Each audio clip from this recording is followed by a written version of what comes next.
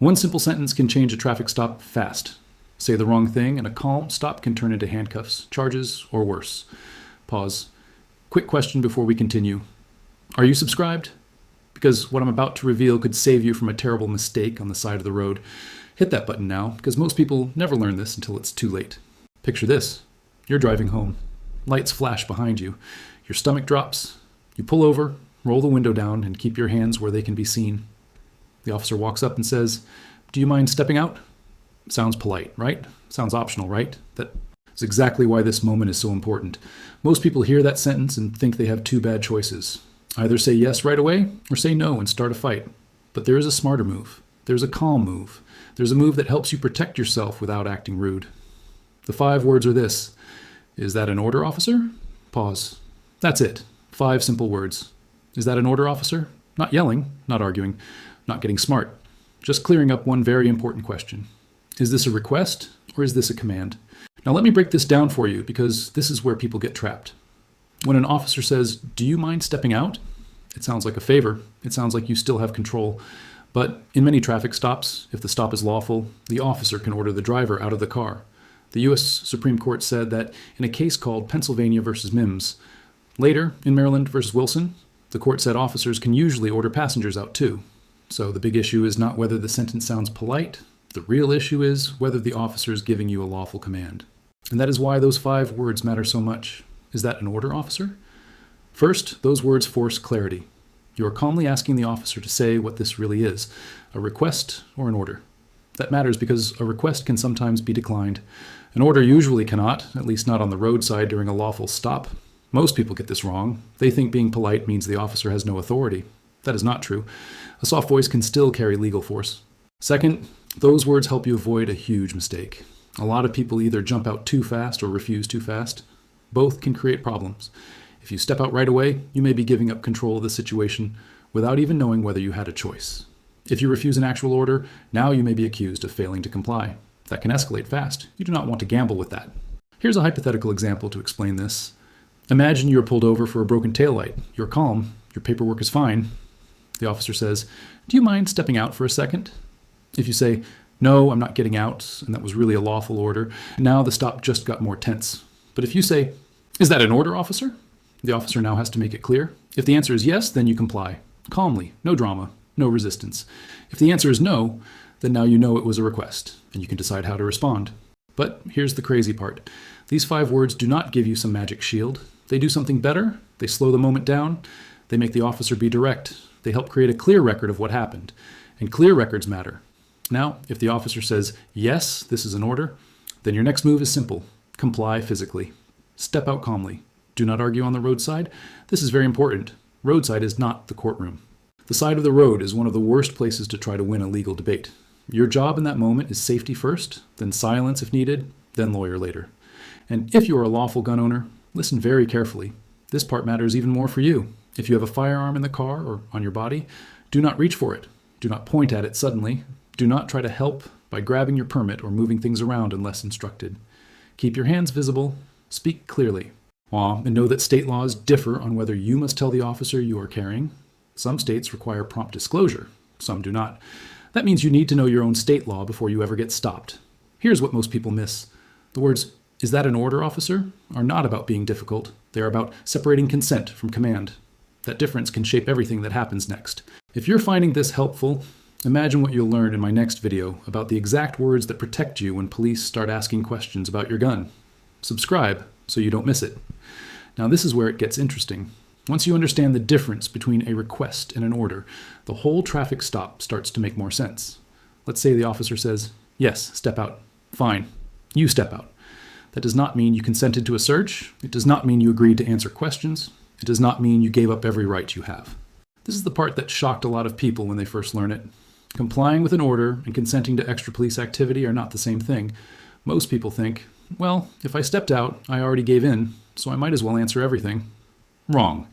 Those are separate choices. Huge difference. An officer may have the authority to order you out during a lawful stop. But that does not automatically mean you must agree to a search of your car. It does not automatically mean you must explain where you are going, where you came from, whether you have cash, whether you have anything illegal, or whether they can just take a quick look. In fact, one of the biggest mistakes people make is confusing obedience with consent. So if the stop moves from traffic issue to fishing trip, you need to hear the shift. It often sounds like this. Mind if I take a look in your vehicle? Or, you don't have anything illegal in here, do you? Or, you won't mind if I check, right? That's a different moment. Now we are not talking about a direct order to exit. We are often talking about trying to get your permission. And here's where simple language matters. If you do not want to consent, say, I do not consent to searches. Calm voice, no speech, no extra story, just clear words. Let me say that again because this is the part nobody talks about enough. You can comply with a lawful order to get out and still refuse consent to search. Those are not opposites. You can be respectful and still protect yourself. Now, quick legal note. This is educational information, not legal advice. Always consult an attorney for your specific situation. There's another important rule you should know. Police generally cannot stretch a traffic stop longer than needed just to chase unrelated suspicions without legal reason. The Supreme Court talked about that in a case called Rodriguez versus United States.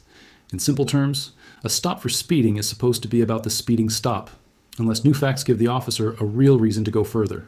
Why does that matter to you? Because the more you talk, the more you may accidentally give them those extra facts. That is why silence can be powerful. Not rude silence, smart silence. Here's a hypothetical example. You get pulled over for rolling through a stop sign. The officer asks you to step out. You say, "Is that an order, officer?" The officer says, "Yes." You step out.